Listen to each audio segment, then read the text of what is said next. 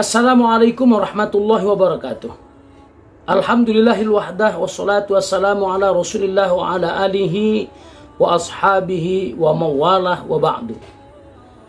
Ikhwanil kiram wal kiramah, hadirin wal hadirat, kaum muslimin wal muslimat yang dimuliakan oleh Allah Subhanahu wa taala.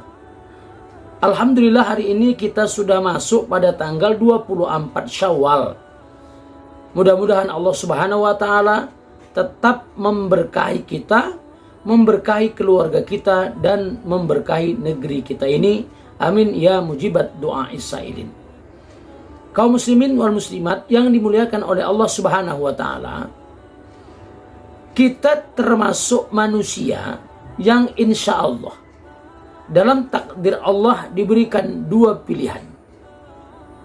Pertama, pilihan untuk menjadi orang yang taat atau pilihan untuk menjadi orang yang bermaksiat. Ini takdir dalam bentuk mukhayyar, di mana manusia bisa memilih apakah menjadi orang yang taat atau menjadi orang yang bermaksiat. Menjadi orang yang taat, insya Allah kita akan bahagia. Tetapi menjadi orang yang melakukan kemaksiatan, naudzubillah, kita pasti akan celaka. Oleh karena itu bahwa ada orang-orang yang memang sudah menjadikan dirinya, memilihkan buat dirinya untuk menjadi orang yang taat. Setidaknya ada 3 kelompok orang yang sangat istimewa, sebagaimana dituliskan, dicatatkan oleh Imam Al-Ghazali dalam kitab Ihya Ulumuddin Juzuk 1 halaman 145, menyetir sebuah hadis dari Rasulullah SAW yang menyatakan, salasun yaumal qiyamati ala kathibim minal miski aswada la yahwaluhum hisabun wa la yanaluhum faza'un hatta yafra'a mimma bainan nas.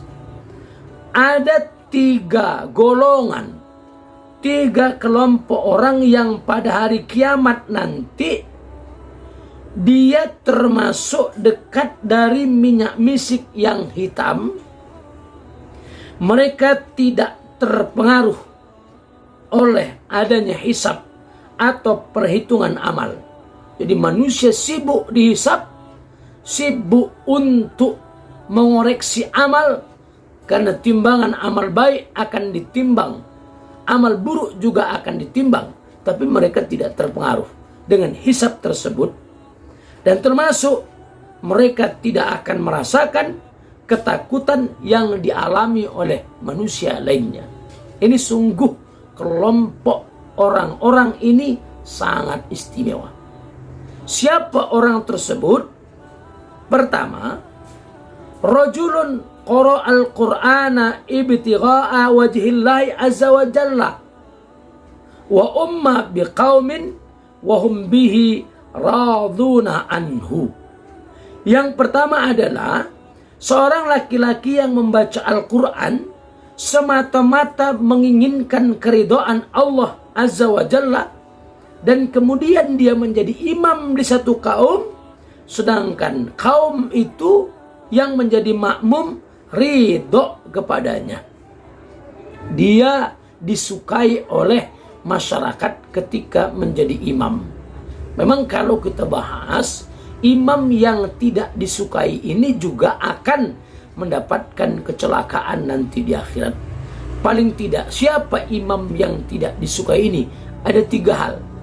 Pertama, imam yang memang kelakuannya menjadikan dirinya sebagai orang yang fasik. Sudah menjadi imam, tapi ketika keluar masih bercelana pendek, masih melakukan hal-hal yang berbau maksiat. Ini tidak disukai. Kemudian yang kedua, imam yang bacaannya itu amburadul, centang perenang, membaca suratul Fatihah tidak beres, Bismillahirrahmanirrahim, Alhamdulillahirabbil alamin, ini hancur bacaannya. Itu imam tidak disukai. Yang ketiga, imam yang tidak bijaksana. Contoh, Salat maghrib dibacanya surah Al-Baqarah. Naudzubillah. Nah, ini imam yang tidak disukai. Maka seorang laki-laki yang belajar Al-Quran, membenarkan bacaannya, bahkan dia mengamalkan Al-Quran, kemudian dia menjadi imam di satu kaum, sedangkan kaum yang menjadi makmumnya itu suka kepadanya. Ini adalah golongan yang nanti tidak terpengaruh dengan hisab dan dia tidak merasa ketakutan. Sementara manusia yang lain merasa ketakutan dengan hisab yang dihisab oleh Allah Subhanahu wa taala. Kemudian yang kedua, rajulun adzana fi masjidin wa da'a ila Allah azza wa jalla ibtigha'a wajhillah. Laki-laki yang melakukan azan di suatu masjid, kemudian dia memanggil orang untuk melaksanakan ibadah sholat semata-mata karena Allah. Nah itu. Jadi orang yang melakukan azan. Jadi muazzin. Ini muazzin termasuk sangat istimewa. Oleh karena itu maka menjadi muazzin sunnah. Ditempatkan di tempat yang orang bisa melihatnya. Bukan di kamar masjid. Di tempat di mana orang bisa menyaksikan dia melakukan azan. Sehingga di akhirat nanti dia termasuk disaksikan oleh banyak orang melakukan kebaikan yang dalam persoalan ini adalah muazzin. Jadi muazzin termasuk orang yang istimewa. Kemudian yang terakhir, yang ketiga, warajulun ubtuliya birrizqi fid dunya falam yashghilhu dalika an amalil akhirah. Seorang laki-laki yang diberikan rezeki dalam kehidupan dunia ini, namun rezeki itu, harta itu, dunia itu tidak menyibukkannya dari amal akhirat. Jadi dia tidak disibukkan oleh hartanya, dia tidak disibukkan oleh rezekinya, tetap istiqamah beribadah kepada Allah Subhanahu wa taala, tetap beribadah. Tidak disibukkan oleh dunia, tidak disibukkan oleh hartanya yang banyak, tetap istiqamah beribadah kepada Allah. Jadi kesimpulannya, saudaraku kaum muslimin wal muslimat yang dimuliakan oleh Allah, tiga golongan ini, tiga kelompok ini termasuk adalah orang yang sangat istimewa. Seorang laki-laki yang belajar Quran, kemudian menjadi imam di satu kaum, kemudian kaum yang menjadi makmum itu cinta kepadanya, suka kepadanya.